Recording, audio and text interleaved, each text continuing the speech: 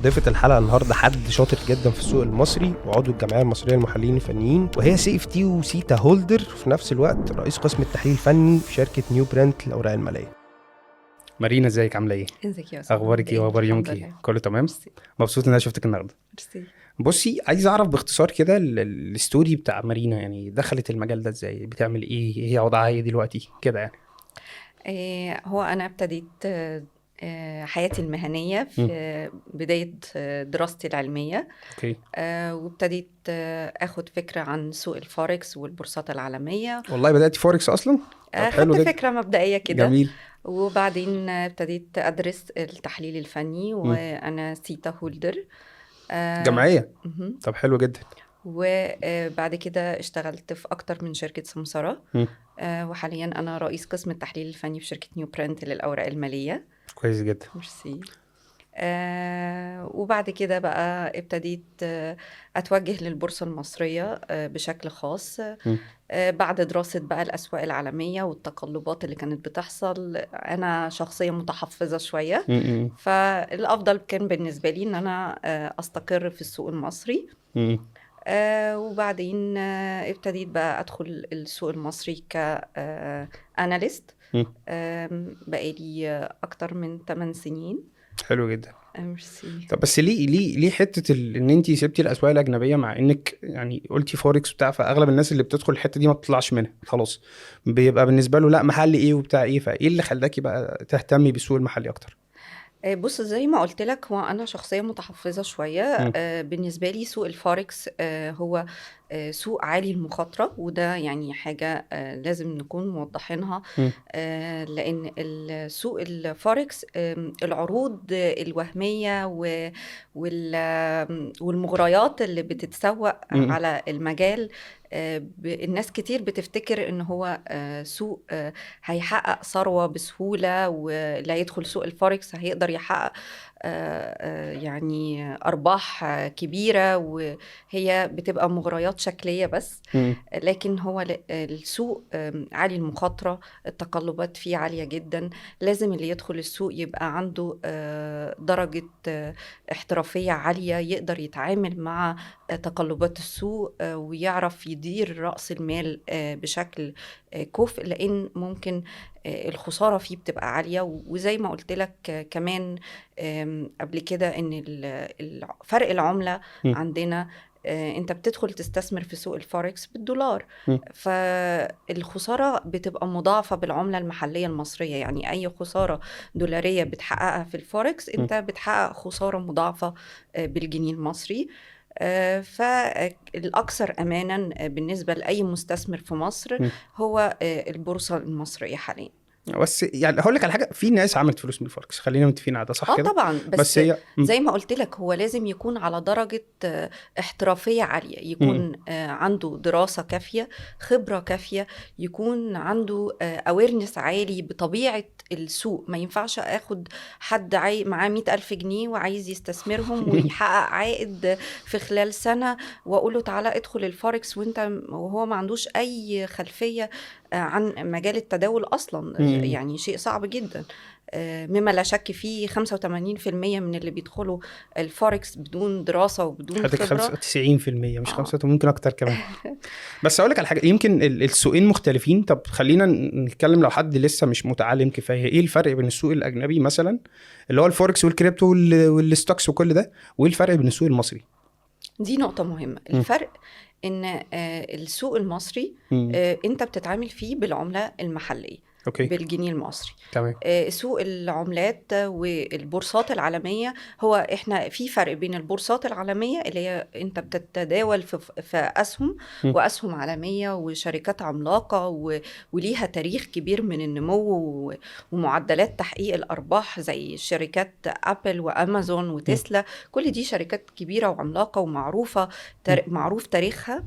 بالإضافة إلى أن يعني عمق السوق بيساعد ذوي الملاءة المالية ان هم فعلا يحققوا ارباح. ده بالنسبة للبورصات العالمية اللي هي يعني انت قصدك ان هي ده محتاج حد معاه فلوس، سيولة كبيرة، لان تمام. انت بتستثمر بعملة يعني خارجية بالدولار، مش بتقدر ان انت تستثمر بالجنيه المصري. ده في حالة ان انت عايز تستثمر في سوق الاسهم الخارجية. اللي هي فهمتك. البورصات العالمية. م.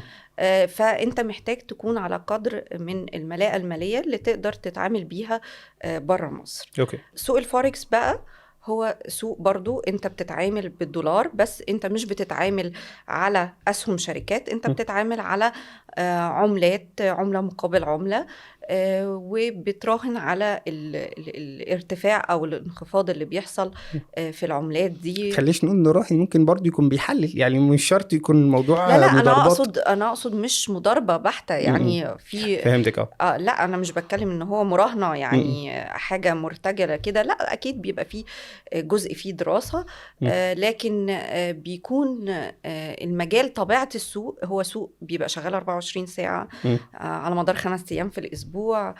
سوق عالمي بيتأثر بأي حدث بيحصل م. بيكون ليه تأثيره، فلازم اللي داخل السوق ده يبقى عنده الأويرنس اللي يخليه قادر يتعامل مع كل المتغيرات دي في آن واحد يعني. اوكي. طب والسوق المصري، يعني ايه اللي في السوق المصري ممكن يبقى احسن في الحتة دي مثلا؟ السوق المصري عندنا طبعا التغير اللي حصل في شكل السوق من بعد التضخم، م. وابتدت الناس فكرها يتوجه تجاه استثمارات بديلة غير الشهادات البنكية، وابتدت تدور على assets يكون أكثر تحوطا زي م. الذهب وزي العقارات.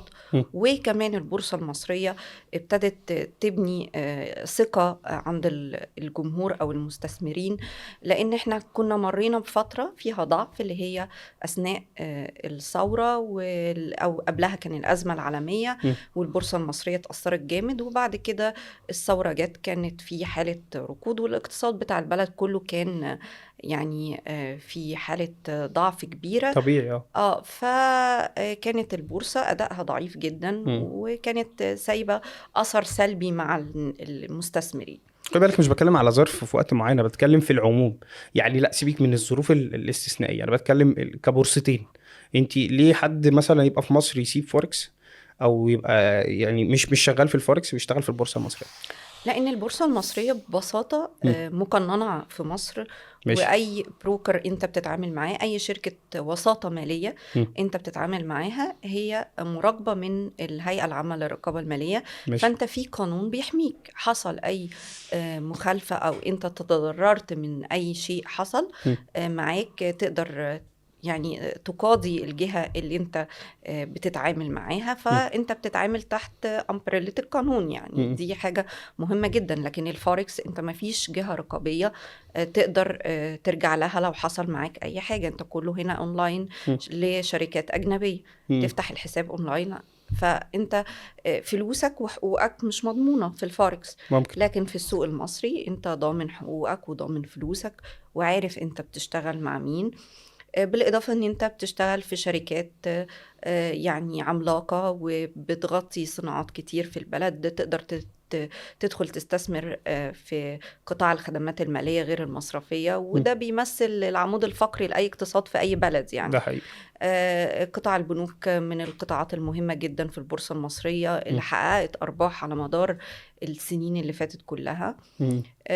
يعني انت لو دخلت استثمرت في بنك CIB من يناير 20 الAGX طالع ما بينزلش. لا احنا يعني في السنة اللي فاتت بس، يعني انا مش هتكلم على السنتين اللي كان فيهم devaluation، لا انا هتكلم على من بداية من 2025 يناير 2025 لديسمبر 2025 احنا الEGX 30 طالع ما يقرب من 55% النهاردة، واحنا بنتكلم طالعين لحد مستويات تقريبا قرابة 44,000 نقطة. فده رقم يعني ده رقم كبير كاستثمار جدا. كبير، لكن بالنسبة للمضاربين ده رقم ممكن ما يبقاش رقم كبير لو عايز يعمل 55% دي في اليوم. احنا بنتكلم في ال الأكثر أمانا. أنا مش بكلمك في المضاربات. لو هتتكلم عن المضاربات احنا في أسهم في الشركات الصغيرة والمتوسطة اللي هي بتاخد شكل مضاربي أكتر، محققة أرقام يعني غير معقولة. يعني لو حسبناها هنلاقي كام مثلا في اليوم أو في الأسبوع أو في يعني الشهر؟ في أسهم محققة 500%. في قد إيه؟ على مدار سنة، ويمكن أقل 9 شهور كمان. والشهرية مثلا ممكن المتوسط كاستثمار بص، ما الحاجات فيش اللي ضربة حاجة جامد؟ يعني أنا مش بحب أقول أرقام يعني محددة.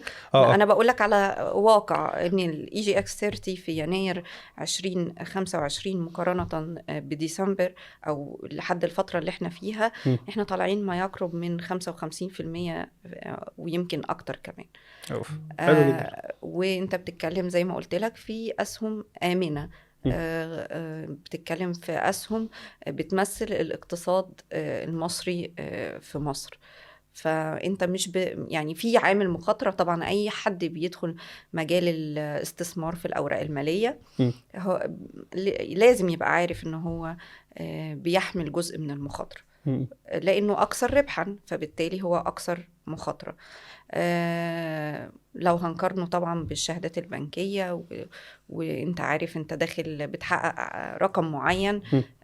فلا دي انت عارف انت داخل الأرباح مفتوحة. مم.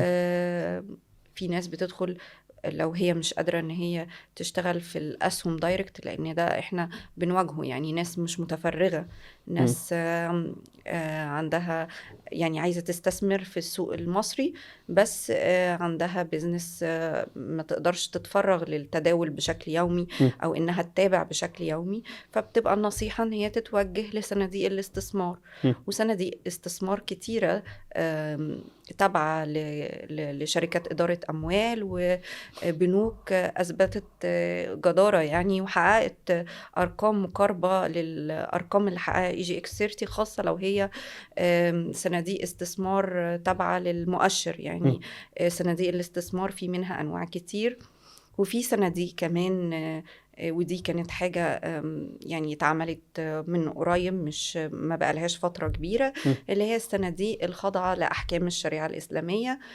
كل ده حقق نتائج جيدة جدا خلال الفترة اللي فاتت، وما زلنا إن شاء الله يعني مستمرين في الصعود يعني ان لحد شاء الله. دلوقتي. طب يعني انت قصدك ان الفوركس وارقامه الكبيره برضو بقى زمان كان يقول لك الدنيا بطيئه قوي في البورصه المصريه، فانت شايفه ان دلوقتي الوضع اختلف؟ لا، حاليا حصل انتعاش كبير اه في يعني. السوق المصري. احنا كنا بننفذ 350 مليون في الجلسة تقريبا، دلوقتي حاليا احنا السوق المصري بينفذ ما يقرب من 7 مليار بشكل يومي. اوف. بالإضافة كمان ان احنا عندنا نقطة مهمة جدا مم. هتحصل الأيام دي، وهي ان الشهادات البنكية اللي اتطرحت في 2024 مم. كانت بعائد 27% و24% تقريبا. ده كان رقم كبير جدا، مم. لأن كان التوجه من السياسة النقدية إن هي عايزة تقلل التضخم. اوكي. فالشهادات دي هتستحق في الفترة اللي احنا فيها اللي هي يناير 2026 مم. هتبتدي تستحق، ودي أرقام كبيرة جدا لا يعني. ده دي حته على محتاجين نجالها آخر لوحدها، بس انا بالظبط. قبل ما نتكلم على الشهادات البورصه المصريه قبل وبعد، يعني ايه الارقام اللي قبل وايه الارقام اللي بعد اللي تخلي حد انا لا انا بلاش اشتغل بره واشتغل هنا مثلا؟ زي ما قلت لك ان حجم السوق اختلف، مم. بقى في استقرار في وضع البلد مهم جدا، دي نقطة مهمة جدا. مم. نجحنا في ان احنا نقلل التضخم، وحصل ابتدى يحصل استقرار في سعر الصرف، ودي برضو من النقط المهمة جدا مم. اللي كانت بتخلي اي مستثمر يفكر ان هو يدخل ولا لا، لانه هيدخل بعملة الجنيه المصري. طب مم. انا لما هاجي اخرج هلاقي الشكل الفلوسي اللي انا دخلتها بقى بالظبط عامل اه. ازاي. فدي كانت من النقط المهمة، الاستقرار اللي حصل في سعر الصرف. حجم السوق زي ما قلت لك مم. اختلف، احنا بقينا حجم السوق اعمق، احنا بننفذ ما يقرب من 7 مليار بشكل يومي حاليا. مم.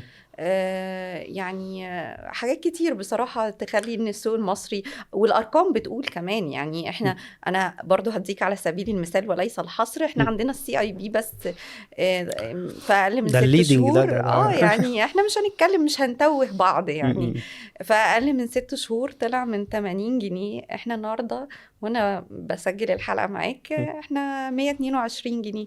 يعني بتتكلم في 55% بلس كوبون متوزع خلال الفترة اللي فاتت، لأنه مم. هو بيوزع توزيع نقدي ومجاني بشكل سنوي. مم. لا ف بصي هقول لك على حاجه، يعني انت شايفه ان بتاع الفوركس اصلا مش اللي فلوسه قليله ده ما مش المفروض اصلا ان هو يدخل فوركس، صح؟ لا، لانه هو مش هيتحمل المخاطره ومش هيعرف يا يتعامل. ريت هتيجي على المخاطره، بس ده هو بيتنسب عليهم فكلها سي اف بالظبط، دي يعني وشركه. احنا مش عايزين نقول كده بابليك يعني، آه. بس هو العروض الوهميه والشكل التسويقي اللي بيتم، وتعالى وانا هكسبك وانت هتحقق معايا. اولا اي حد هيقول لك ارقام يعني صريحه كده، انا هكسبك في الشهر كذا، ده نصب ده على نصب طول بحت، يعني. فكل نصب ده وتوظيف اموال كمان.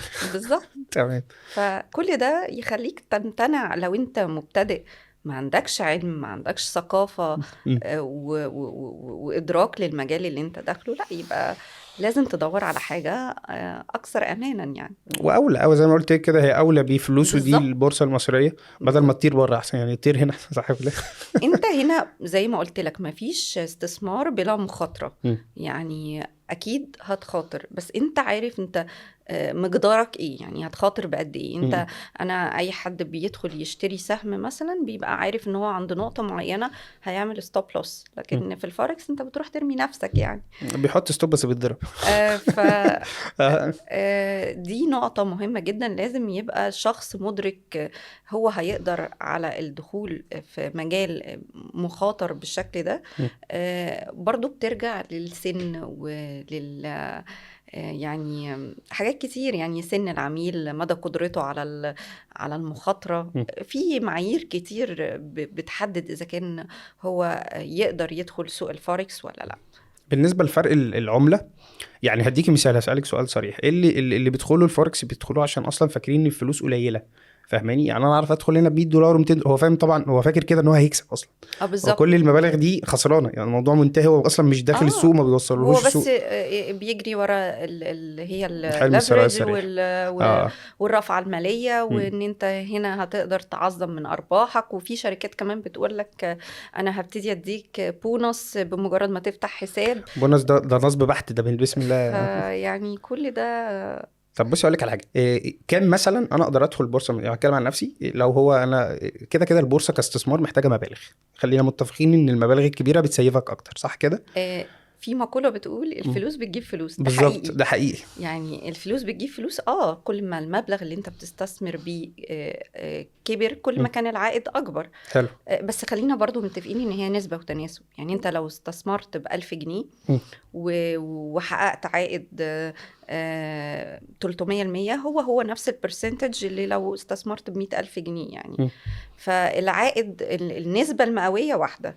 لكن الفلوس كل ما هتكبر كل ما هتحس هتبقى لامس العائد ده. طب تعالي نتكلم على بارقام بقى. يعني مثلا لو هدخل البورصه المصريه وبقول ان ده احسن من الفوركس واحسن من الاسواق اللي بره، ايه كام بقى؟ يعني ايه الستاندرد وايه المطلوب؟ بص، ما فيش ليميتيشنز على الارقام، يعني احنا انا مش كل عايز ليميتيشنز، انا عايز الشركات. رايك انت جوه، انت قاعد انت لا جوه لا، الشركات بص فانت عارفه. انا زي ما قلت لك ما فيش ليميتيشنز مم. في الفتح الحساب. يعني ما فيش شركة سمسرة بتقول لا حد ادنى كذا يعني. انا بسالك انت الحد الادنى كام؟ ده مصر ان انا اقول لازم ارقام. تقولي ارقام، لازم يعني انا يعني. شايفه ان اقل حاجة عشان تحس بعائد هو 50,000 جنيه مثلا. 50,000 بس؟ يعني هو يقدر ب 50,000 اه طبعا، اللي يشوف هي حاجه؟ 1000 دولار تقريبا يعني، او 1000 دولار اقل من، اكتر من 1000 دولار كمان. اه بس انا بقول لك هي 50,000 جنيه دي تسمى استثمار، وانا اقدر على المدى الطويل بالظبط. اكبرها واستفيد بالظبط، ب يعني 50. لو سبتها مثلا على تايم فريم سنة هتحس بعائد، يعني تقدر تحقق. لو كمان قارنتها بفايدة البنك، يعني احنا بنقول ان الشهادات اللي هتستحق دي احنا بنتكلم انها كانت ب27% و24%. ده يعني كان رينج الشهادات او العائد ده مش هيبقى موجود تاني بقى خلاص يعني. فاكيد طبعا يبقى الاستثمار فأكيد في انت لو البورصه حققت بالارقام بس دي. 20% مم. في البورصة، بما مش انك هيعملوا مش، حاجه برضه. هو مش مش هيعملوا هيعملوا حاجة، حاجه. بس انا ما انا بقول عايز لك اسمع بقى مينيمم الستاندرد. طب يعني. الستاندرد كام؟ يعني انت شايفه انا لو هقول على انا نفسي اديتك مستثمر في مثال بورصه السي اي بي 50,000؟ محقق 55% في اقل من 6 شهور، غير التوزيع اللي وزعه اللي هو تقريبا بيمثل 10%. انت بتهربي مني، مش عايزه تديني رقم برضه. لا مش هديك الستاندرد رقم. 50,000 كام؟ اقول ان انا مستثمر، انا بكلمك مني ليكي، يعني كانك بتقولي لي انا كأسامة. صدقني لو انت دخلت ب50,000 جنيه مم. وقعدت بيها تايم فريم مم. ما يقرب من يعني من 6 شهور لسنة، انت كده مستثمر وفعلا هتحقق عائد مم. يعني يعني عائد اعلى من عائد البنك والشهادات البنكيه. احنا زي ما يا ستي اتفقنا. انا راجل مليونير، اوكي. انا لو جاي اخد رايك تمام، ان انت تديني ستاندرد عشان انفست دلوقتي. احنا اتكلمنا في المينيمم 50,000، احنا بنتكلم ان ده الستاندرد الطبيعي لو انا عايز ابدا حاجه زي كده. اوكي. كام بقى يتقال عليها مستثمر؟ هقول لك على حاجه، انا هقول لك من رايي انا مثلا في الفوركس او في الكريبتو او في الستوكس، $3,000 $5,000 اقل من كده احنا بنهرج. ستوكس اصلا $10,000 ده بالنسبه لي ستاندرد. انا ممكن لو حد بتكلم مع حد معاه فلوس هقول له 100,000 وطالع. فانا بتكلم معاكي من المبدا ده، عشان فعلا في ناس هنا ممكن تبقى بتطلع فلوس بره، بتدخل فلوس في فوركس، بتدخل فلوس في ستوكس قد كده بره، وهو هنا ممكن ينفست بارقام بس هو مش لاقي الريتيرن. فانا بسالك عشان كده الارقام احنا النسب قلناها، بس الرقم اللي انت شايفاه لحد انفستور كام؟ ما هو ما فيش حاجة بيزك خالص في المجال ده. هي يعني أنا ليميتيشنز، ما هي ما ما فيش أقدرش أقول ليميتيشنز لك بس. أنت أنا ممكن أقول لك المليون جنيه مثلا عشان مم. تبقى مستثمر، بس هي بالنسبة لحد تاني هي زي كأنها ولا حاجه. 100,000 جنيه، كأنها فاكر. 10,000 جنيه. فهي على حسب الملاءة المالية بتاعت الشخص نفسه. مم. وبرضو خلينا نقول إن أنت مش هتدخل بكل فلوسك، أو أنت عشان تكون مستثمر هسهل عليك، مش هتدخل بيها البورصة المصرية كام بس. في المية من فلوسك؟ حلو كده. كام في المية من فلوسك؟ ده سؤال حلو. يعني ماشي. كام في المية من فلوسك ده يعني أفضل. ماشي. أنا شايفة إنه 20% 25% أسهم، مم. ده ريزنبل جدا يعني. 20% ده يجيب لي انت بص، اي نت مستثمر محترم. عشان تقول ان انت مستثمر، مم. اولا خلينا متفقين ان المستثمر مش اللي بيحط فلوسه في شهادة البنك. احنا ما شفناش حد بيزنس مان او خسران، ده مش مليونير مدخر حتى، ده خسران. بيحط فلوسه في البنك وبيملي هي نوع من ثروته. التحوط، صح؟ يعني فكرة أصلا فوائد البنك هي نوع من التحوط في البنوك. بالظبط، دي نقطة. وكمان بتبقى تارجت للناس اللي هي عايزة يبقى عندها عائد ثابت ودوري. ناس طبيعة الكاركتر بتاع الشخصية نفسه ما يسمح مش لهاش ان نافع هي تدخل انفست. في استثمار تاني. يعني فهمتك. اصحاب المعاشات، الناس اللي هي مش هيكون عندها مصدر دخل تاني غير او اللي موجود. عقارات بكتير وهو مش عارف يشغلهم مثلا، او عارف يدخرهم، صح؟ بالظبط. فده ليه نوعية خاصة من المستثمر. اوكي. لكن الاستثمار بقى يعني انواع الاستثمار الاخرى اللي هي زي الاسهم، زي صناديق الاستثمار اللي انا برضو برشحها دايما لاي حد عايز يدخل مجال البورصة والاسهم، بس ما عندوش وقت وما عندوش خبرة كافية تخليه يدخل سوق البورصة المصرية او الاسهم او يتداول. يبتدي يتوجه لصناديق الاستثمار باختلاف انواعها، كلها اثبتت جدارة وكفاءة، وبتكون مدارة من خبير فني ومالي، وبيكون عنده القدرة على اتخاذ القرار، وبيتحوط يعني بيقارن المعدل العائد مقابل المخاطرة. فيعني بيحط المستثمر اللي ما عندوش وقت أو ما عندوش خبرة إن هو يتداول بنفسه، فلا يتوجه لصناديق الاستثمار، هتكون يعني بديل استثماري أفضل بالنسبة له. ماشي. انت قلتي حاجه مهمه قوي عايز اقف عليها، هي موضوع الشهادات. يعني ده تيست جامد قوي لاقتصاد البلد كله. 1.5 تريليون. اصل الشهادات بالاضافه ده الى في يناير هيتفك خلاص. فالفايده قلت وخلاص، الشهادات هتتفك. طب احنا في تحدي، مش ال1.5 كلهم هيروحوا البورصه المصريه. يا ريت والله، يا ريت. انا اتمنى. يا ريت، انا اتمنى برضه. صح كده. بس انا بقول لك لا، هي الفكره في ان الرقم ده كبير قوي، واحنا في تحدي ان احنا ممكن تضخم. يعني عايزك تشرحي لي البروسيس دي هتتم ايه ما هو ده بقى التوقعات؟ التحدي اللي احنا يعني شايفين ان هو هيقابل القطاع المصرفي خلال الفترة اللي جاية. الشهادات اللي هتنزل بعائد قد ايه؟ اكيد مش هتنزل بنفس الارقام اللي كانت موجودة. اكيد هتنزل بقى 14 تاني و16 ماكس اظن. بالظبط يعني. واكيد في شريحة كبيرة من الفلوس دي مش هتتوجه تاني للشهادات، هتبتدي تدور على بدايل. يعني في توقعات للذهب ان هو لسه هيكمل تاني، هيتخطى حاجز $5,000 طول ما عمو ترامب موجود الذهب في امان. فدي نقطة من النقط اللي هتكون بديل استثماري لأسهم البورصة المصرية. فالفلوس شريحة كبيرة من الفلوس دي مش هتتوجه تاني للاستثمار في البنوك. يعني طب انتي قرايتك ايه كاقتصاد؟ يعني ايه التوقع اللي هو الشركات بقى شايفاه دلوقتي كتحليل الشهادات دي لما تتفك ايه اللي هيحصل؟ هل التضخم هيقل او هيزيد؟ هل السوق هينتعش فعلا؟ لان الطبيعي ان السوق ينتعش، يعني كمفاهيم طبيعيا السوق بالظبط. اتفكت وكمان خلاص، الناس بقت فلوس في الشارع، صح؟ وزي ما قلت لك الوضع الاقتصادي للبلد اللي حصل فيه تحسن بالإضافة لاستقرار سعر الصرف، ابتدى يجذب يعني رؤوس أموال للبورصة. ابتدت الشركات تتوسع، والشركات اللي كانت متعثرة وكان عندها مشاكل في يعني مالية ابتدت توفق أوضاعها. وعندنا مثال حصل قريب من فترة، شركة القلعة من الشركات العملاقة في سوق البورصة المصرية. فكل ده بيؤدي إلى أن السوق بيكبر، وبالتالي بيقدر يستقطب شريحة جديدة من رؤوس الأموال. طب ايه موضوع الشهادات ده؟ بس اقول لك على حاجه، الفلوس دي كلها المفروض ان الفلوس السوق فعليا هينتعش، صح؟ يعني ده خلينا في نقطه ما زال السوق هينتعش. طب هو اوريدي منتعش. يعني اللي حاصل ان احنا في ميجر اب ترند، ويعني احنا مع الترند بتاع السوق. يعني هل في اي توقعات سيئه للموضوع ده؟ في يعني كوركشنز ممكن تحصل في النص، بتكون فرص يعني فتح مراكز شرائية جديدة في أسعار مناسبة. دي بتكون فرصة جديدة لأي مستثمر إنه هو يدخل في الانخفاضات دي. يعني أنا مش دايما بنصح بالدخول في مستويات مرتفعة، بقول إن احنا نستنى الكوركشنز للناس اللي عايزة تبني مراكز شرائية، ونبتدي ندخل في نبني مراكز بأسعار جيدة. يعني توقعات طيب 26 للتضخم، هل هي حلوة وحشة أو غير بص، متوقعة؟ توجه يعني احنا متوقعين ان احنا نحافظ على الارقام اللي احنا شغالين فيها. سياسة البنك المركزي برضو في توقعات بالخفض، ان احنا مازال البنك المركزي هو ده في تحدي أصلا مع البنك المركزي، إن الفلوس دي إن هي هتطلع. التضخم بالظبط. يثبت، ده يبقى تحدي جامد قوي. بس هو مفيش توقع سيء لفكرة 26 سنة لا 26. لا لا لا لا، هو يا يعني بالعكس. هيثبت يا إيه، يا ممكن يقل، صح كده؟ بالظبط كده. أتمنى. طب بص أقول لك على حاجة، لو تعالى نتكلم بقى على الكلاينت اللي هيبقى معاه فلوس ده، يعني إيه التحدي اللي ممكن يقابله وهو حد عايز يدخل البورصة المصرية؟ يعني الدنيا بقت أحسن، الاقتصاد بقى أحسن، بقى فيه سيولة، يعمل يعني إيه التحدي اللي قدامه هنا؟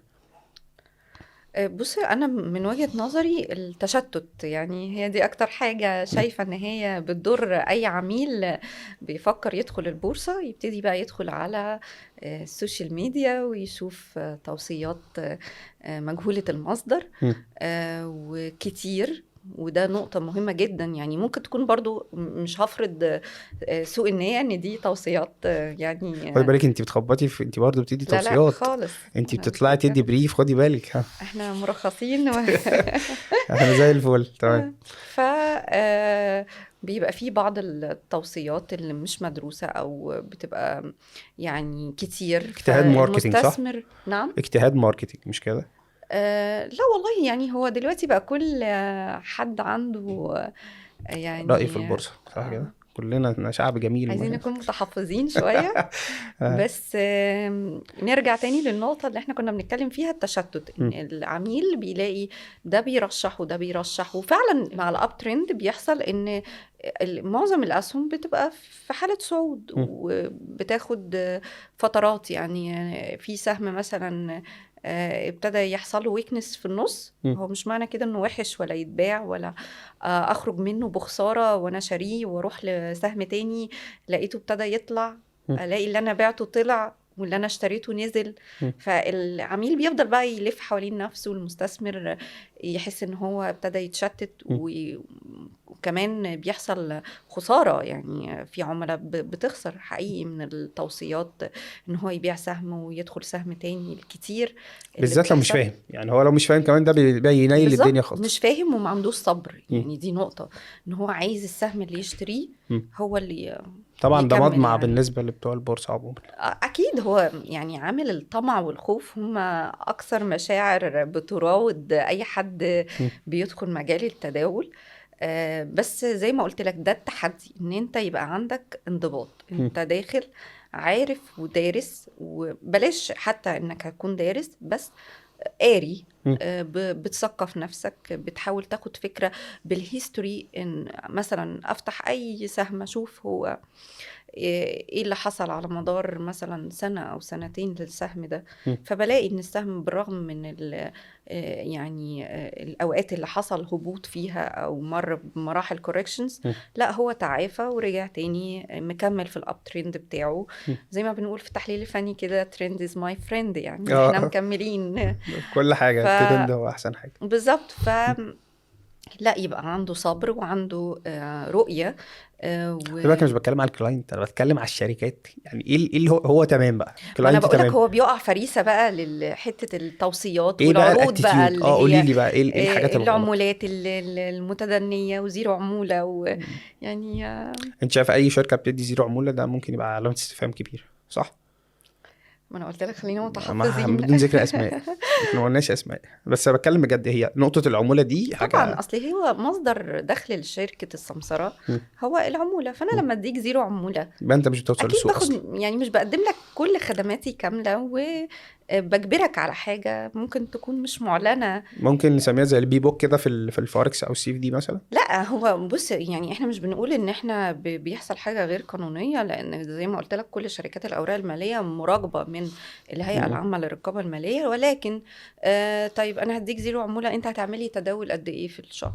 حجم تداول قد ايه؟ م. يعني حجم محفظتك طبعا هيهرسوه تداول، يعني هيعمل له حجم تداول فلكي عشان يديله الضمان. وليميتد، يعني هيكون لفترة. م. بعد كده بقى ايه تاني طيب اللي ممكن يحصل بص كاستغلال انا للكلاينت؟ شايفه انه ده اكثر يعني هي نقطه العموله. العمولات والتوصيات م. الغير مدروسه اللي ماشي. يعني بينتج عنها تشتت للعميل، دي اكتر نقطتين. في حين ان هو دلوقتي يقدر العميل يعني بنفسه م. بقى في ابلكيشنز كتير لشركات معروفة من الصدارة، م. يفتح حساب يقرأ ويطلع على التقارير الفنية والتقارير المالية، م. والموضوع بقى سهل جدا. يعني أي حد هيقدر يطلع على التقارير دي هيفهم م. أنا السهم ده من وجهة النظر المالية الفير فاليو بتاعته. يعني الموضوع بقى سهل جدا م. والأبحاث يعني كل اللي ماسك وحدة بحثية ماليا فنيا بيحاول يبسط المعلومة للعميل عشان يقدر يحقق عائد حقيقي يعني. م. فهو يقدر يعمل ده بنفسه من غير ما يجري ورا حد، ولا هتشغل لك فلوسك، ولا انا هفتح لك الحساب واديني ما اليوزر هو دي نيم اللي كنت هسألك عليه. ايه والباسورد. ايه الرول موديل بالنسبه لك؟ يعني مثلا اديني ايه الرول موديل اللي انا كشركه او كحد ممكن امشي عليه مع كلاينت مثلا، ما بص اديلوش عموله وما اديلوش توصيات كتير. اديني مثال مثلا. كشركة ولا كشركه انا كمستثمر؟ بتكلم ايه الشركه التمام، يعني الشركه اللي شغاله كويس بالنسبه لك. لا الشركات في السوق المصري كتير، وبرضه هرجع واقول مش لك كلهم اكيد، مش لا لا كلهم كويسين. لا ما هو لا لا. بصي، التعميم لغه الجهل، بس الاغلبيه دايما وحش يعني. بص هقول لك انا على مش بخلي، حاجة، خد بالك، في انا مش فرق بقول ما لك بين خبطي في حد، انا بكلمك هي الفكره سلوكيات. فاهم قصدي؟ ايه السلوكيات الصح بالنسبه للشركات مثلا؟ انها تكون اونست مع العميل، يعني دي اهم حاجه. م. ان هي تكون امينه مع العميل في فكره العمولات. انا هديك عموله، م. العموله دي مناسبه بالنسبه لك، اوكي هنكمل مع بعض. م. طب انا هديك عموله قليله، طب في مقابل ايه؟ ان انت هتعمل لي من البدايه بقى، م. مش بعد كده يبتدي العميل يصطدم. انا هديك عمولة قليلة بس انت عميل، لان هو الموضوع في الاول وفي الاخر تفاوضي يعني. م. يمكن الجزء الوحيد اللي الهيئة مش بتلزم فيه شركات الاوراق المالية في حاجة م. هو موضوع العمولة. تمام. الموضوع تفاوضي بين شركة السمسرة والعميل. م. فانا هديك عمولة متدنية في مقابل ان انت هتعمل مثلا معدل التداول في الشهر م. كذا. فتمام يعني الموضوع فيه عرض وطلب بين شركة السمسرة والعميل. م. ما كنش انا بقى مدياله عروض م. واقول له بعد شهر لا والله مش هينفع نكمل على نفس الوضع، انت لازم تعملي اضعاف المعدلات التداول اللي انت بتعملها. م. فالعميل بقى يبتدي في فكرة انه ايه، لازم يعمل معدل دوران عشان يقدر ياخد نفس الخدمة م. اللي واخدها من شركة السمسار. م. بالإضافة طبعا لموضوع المارجن بقى، وده موضوع أكبر وأصعب ومحتاج يعني شرح حلقة لوحده، م. لأن يمكن ده أكتر بيلعبوا في المارجن شق. احيانا. لا لا لا لا م. خالص، بس م. العميل اللي مش فاهم طبيعة الآلية دي هي تعتبر آلية بتساعد العميل إن هو زي اللافريج كده في الفوركس، إن هو يعني يرفع من حجم أمواله اللي بيستثمرها. طيب وطبعا بيتاخد عليها فوائد، وعشان أغطي الفوائد دي لازم أعمل معدل دوران معين على حسب الاتفاق بين العميل وشركة السمسرة. فيبتدي بقى العميل يدخل في مرحلة إن هو إيه، لازم يعمل يفتح صفقات تريدينج، كتير فيخسر. يفتح صفقات فهمت. كتير وتي بلس زيرو، ودي طبعا كلها حاجات وآليات مش أخلاقية حلوة للي فاهم. الشركة. لا، للي فاهم حقيقي بيقدر يحقق أرباح بشكل يومي. لكن اللي مش فاهم طبعا بيبقى فريسة للآليات دي يعني. دخول أكتر يعني خسارة مدمرة يعني. طب انتي قولي لي دور اللي انتي اتكلمتي معايا في دور الهيئة الرقابية، يعني كهيئات رقابية ايه اللي بالنسبة لك ممكن يبقى حقوق او الشخص ياخد حقه ازاي؟ بص، من النقط اللي انا قلت لك ان هي ميزة بالنسبة للسوق المصري او التداول في البورصة المصرية مقارنة بسوق الفاركس او البورصات العالمية، ان انت محمي من الجهات الحكومية.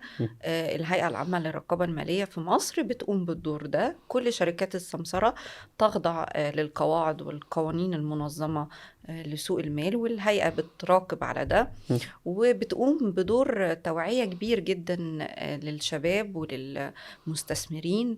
ويعني دايما موجودة مع المستثمر اللي بيدخل سوق المال، وبتنشر بقى ثقافة كبيرة للناس عشان ما تقعش فريسة للمهاترات اللي بتحصل على السوشيال ميديا والعروض الوهمية اللي بتتم دي.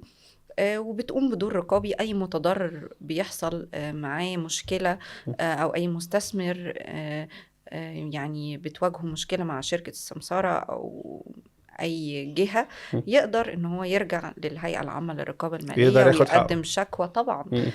وأصلا الهيئة العامة للرقابة المالية في ويب سايت، موقع اسمه اي انفست، ده يعني تحت أمبريلة الهيئة.